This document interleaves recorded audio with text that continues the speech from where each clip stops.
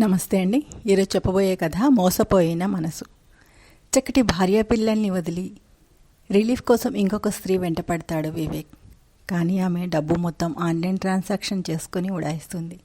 అప్పటికి కానీ తెలిసి రాలేదు వివేక్కి అసలైన కథ ఏమిటో. ఇక కథలోకి వెళ్ళబోయే ముందు మీరు కనుక మా ఛానల్ను మొదటిసారి చూస్తున్న వారైతే సబ్స్క్రైబ్ చేసుకోండి. కథ నచ్చితే లైక్ చేసి బెల్ ఐకాన్ ప్రెస్ చేయండి. నోటిఫికేషన్స్ అన్నీ మీకు అందుతుండడం వలన ఏ వీడియోను మిస్ కాకుండా వినవచ్చు. వివేక్, యోగిత తమ కుటుంబంలో ఎంతో ఆనందంగా ఉండేవారు. వారి 3 ఏళ్ల కూతురు తేజశ్రీ వారి జీవితానికి నిండుతనాన్ని తెచ్చింది. తేజశ్రీ తన చిన్న చిన్న నడవడికలతో, తన చిరునవ్వులతో తల్లిదండ్రుల మధ్య ప్రేమను మరింత బలంగా కట్టిపడేసేది. ఆమె ప్రతి ఉదయం నాన్న నాకు స్కూల్కి పంపిస్తావా అని అడిగేవారికి కాళ్లకు చుట్టేసేది. వివేక్ కూడా ఆ చిన్నారి కోసం ఉదయం కాసేపు కాఫీ చేయడం, ఆడించడం, కథలు చెప్పడం వంటి పనుల్లో నిమగ్నమయ్యేవాడు. కాలక్రమేణా వివేక్ పనిలో బిజీ అయి ఇంటికి ఆలస్యంగా రాక ప్రారంభించాడు. మొదట్లో యోగిత ఇది పెద్దగా పట్టించుకోలేదు. కానీ వివేక్ తన కూతురు తేజశ్రీతో సమయం గడపడం తగ్గించడం ఆమెను బాధించేది. తేజశ్రీ నాన్న ఇంటికి రాకుండా ఆలస్యం చేస్తే తలుపు దగ్గర నిల్చొని ఎదురు చూడడం ప్రారంభించింది. నాన్న ఎప్పుడు వస్తాడో అమ్మా అని అడిగేది. యోగిత నాన్నకి ఆఫీస్లో పని ఎక్కువగా ఉంది బంగారం అని అబద్ధం చెప్పేది. వివేక్ కార్యాలయంలో కృతితో పరిచయం కలిగింది. కృతి అతని రోజువారీ జీవితంలో ప్రవేశించి అతనికి మధురమైన సంభాషణలతో మంత్రముగ్ధుడిని చేసింది. ఇంటికి ఆలస్యంగా రావడం, ఫోన్లో ఎక్కువ సమయం గడపడం మొదలైనవి యోగితకు స్పష్టంగా అనుమానం కలిగించాయి.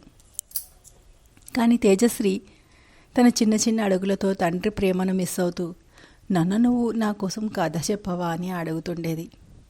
తేజశ్రీ నిరాశగా తన తల్లితో మాట్లాడుతూ, నాన్న నన్ను దగ్గరికి తీసుకోవడం లేదమ్మా అని ముక్కున వసి కప్పుతూ అడిగేది.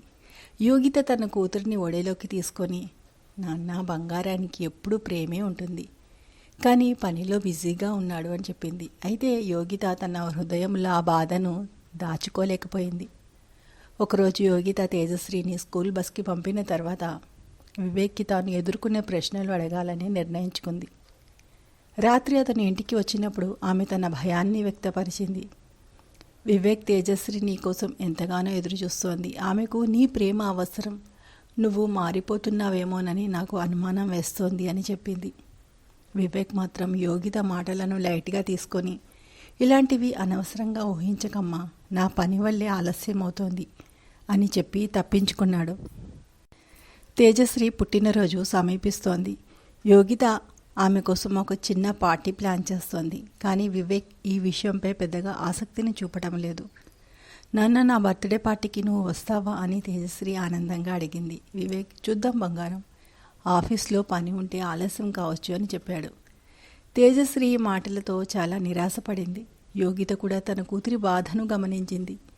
వివేక్కి తన ఆఫీస్ జీవితం కుటుంబంపై ఎంత ప్రభావం చూపిస్తుందో అర్థం కాలేదు.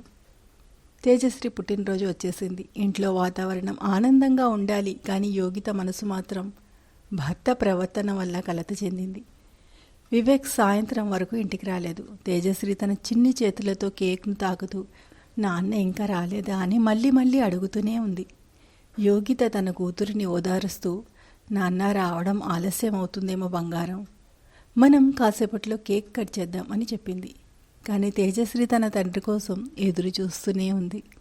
అంతలోనే వివేక్కి ఫోన్ చేసింది యోగిత. ఆఫీస్లో ఒక అర్జెంట్ మీటింగ్ వచ్చింది, నేను రాలేను అన్నాడు. తేజశ్రీ అది విన్న వెంటనే తన చిన్న ముఖాన్ని బిగుసుకొని, నాన్న నువ్వు ఎప్పుడు పనే అంటావు, నన్ను ప్రేమించడం లేదా అంటూ ఏడ్చింది. తన కూతురి మాటలు యోగిత మనసును నొప్పించేలా చేశాయి. వివేక్, తేజశ్రీ కోసం ఒక్కరోజు కూడా సమయం ఇవ్వలేవా అని బాధతో అడిగింది. కానీ వివేక్ నిశ్శబ్దంగా ఫోన్ పెట్టేశాడు. ఆ రాత్రి తేజశ్రీ నాన్న నన్ను దగ్గరికి తీసుకోవడం లేదు అని ముద్దు మాటల్లో అడిగినప్పుడు యోగిత కన్నీటి నీరు ఆపుకోలేకపోయింది. ఆమె తన గుండెలకు ఆ చిన్నారిని అల్లుకొని, నాన్నకి నువ్వంటే ఎంతో ఇష్టం బంగారం అని ఓదార్చినా తన మనసులో నమ్మకం చిగురించలేదు. అప్పటి నుంచి వివేక్ మరింతగా ఇంటికి దూరమయ్యాడు. కృతితోనే ఎక్కువ సమయం గడుపుతున్నాడు. తేజశ్రీ నాన్నను పలకరించేందుకు రోజు ఎదురు చూస్తూ మెల్లిగా మౌనంగా మారింది. యోగిత ఈ మార్పును గమనించి తనలో అనేక అనుమానాలు రావడం ప్రారంభమయ్యాయి. ఒకరోజు ఆమె వివేక్కి తెలియకుండా అతని ల్యాప్టాప్ను ఓపెన్ చేసింది. అందులో కొన్ని అకౌంట్ వివరాలు, కృతికి తరచూ డబ్బు బదిలీ అయిన వివరాలు చూసి ఆమె ఆశ్చర్యానికి లోనైంది. ఇదేనా నన్ను మోసం చేస్తున్న సంబంధం అని ఆమె కలవరపడి కూర్చుంది. అదే సమయంలో తేజశ్రీ పక్కన వచ్చి అమ్మ నాన్న వస్తాడా అని మౌనంగా అడిగింది. యోగిత ఆమెను తల్లిలా ఒడిలో పెట్టుకొని నిస్సహాయంగా కన్నీటి చారెలు పడేలా చేసుకుంది. తేజశ్రీ తన తండ్రిని చూడాలనే తన తపనతో రోజు తలుపు దగ్గరే నిలబడేది. ఒకరోజు రాత్రి ఆమె తలుపు దగ్గరే నిద్రపోయింది. ఇది చూసిన యోగిత తనలో దురుసుగా ఎదిగిన బాధను తట్టుకోలేక వివేక్ని నిలదీసింది. వివేక్, నువ్వు ఎంత మారిపోయావో నీకు తెలుసా? నీకు కుటుంబంపై ప్రేమ లేదనుకుంటున్నావా? తేజశ్రీ ఎదురు చూసే కన్నుల్ని ఒక్కసారైనా చూడవా అని ఏడ్చింది. వివేక్ ఈ మాటలకు నిశ్శబ్దంగా నిలబడి ఒక్క ముక్క కూడా చెప్పలేదు.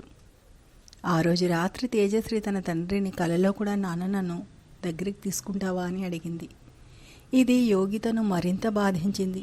మరుసటి రోజు వివేక్ కార్యాలయానికి వెళ్ళిన తర్వాత ఆమె తన తల్లిదండ్రుల వద్దకు వెళ్ళాలని అనుకుంది. కానీ వివేక్ కార్యాలయంలో కృతిని వెతికి చూడగా ఆమె తన ఫోన్ స్విచ్ ఆఫ్ చేసి ఊహించని విధంగా తన కార్డ్ నుంచి డబ్బు తీసుకుని డ్రా చేసుకుని వెళ్ళిపోయింది. వివేక్ కృతిని నిలదీయడానికి వెళ్ళినప్పుడు ఆమె చెప్పిన మాటలు అతనికి గుండెలు పగిలేలా చేశాయి. నాకు నువ్వు అవసరం లేదు వివేక్, నువ్వు ఇచ్చినంత వరకు సరదా, ఇక నా ప్రయాణం వేరుగా ఉంది అని చెప్పి వెళ్ళిపోయింది. ఆ మాటలు వినగానే వివేక్ శూన్యంలో పడిపోయాడు. తను నమ్మిన మహిళ ఇలా మోసం చేయడంతో తాను చేసిన తప్పుకు గుండె గుక్కపట్టి ఏడ్చాడు.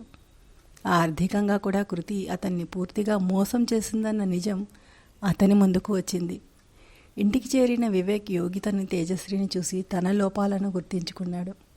తేజశ్రీ ఆనందంగా అతని వైపు పరిగెత్తి నాన్న నువ్వు ఇక ఇంట్లో ఉంటావా అని అడిగినప్పుడు అతని గుండె లోతుల్లో అనేక భావాలు కలగలిపాయి. నన్ను క్షమించు యోగిత, నా తప్పు చాలా పెద్దది, నేను మీ ఇద్దరిని అర్థం చేసుకోలేకపోయాను అని చాలా దుఃఖంగా చెప్పాడు. క్షమించడానికి సమయం పడుతుంది వివేక్, కానీ ఈసారి మన తేజశ్రీని నిరాశపరచవద్దు అని యోగిత చెప్పింది. ఆ రోజు నుండి వివేక్ పూర్తిగా మారిపోయాడు. తేజశ్రీ కోసం తన సమయం వెచ్చించడం మొదలుపెట్టాడు. ఆమెకు రాత్రిపూట కథలు చెప్పడం, ఆడించడం మొదలుపెట్టాడు. తేజశ్రీ తిరిగి తన తండ్రిని గట్టిగా హత్తుకుంది. వివేక్ జీవితంలో చేసిన తప్పును గుర్తించి కుటుంబంతో గడిపే క్షణాల విలువను తెలుసుకున్నాడు. యోగిత తన భర్త మార్పును చూసి చాలా ఆనందించింది. తేజశ్రీ తన చిన్న చిన్న అల్లరి వేళలతో అందరికీ నవ్వులు తెప్పించింది. తండ్రి ప్రేమను మళ్లీ పొందిన తేజశ్రీ ఆనందంగా నాన్న నీతో నేను చాలా హ్యాపీ అని ముద్దుగా చెప్పింది. వివేక్ ఆమెను హత్తుకొని నన్ను వదలరాదుగా బంగారం అని కళ్ళల్లో నీటితో నవ్వాడు. ఇంతేనండి కథ నచ్చితే లైక్ చేసి సబ్స్క్రైబ్ చేసుకోండి. ఇటువంటి మరిన్ని మంచి మంచి కథలను వినండి.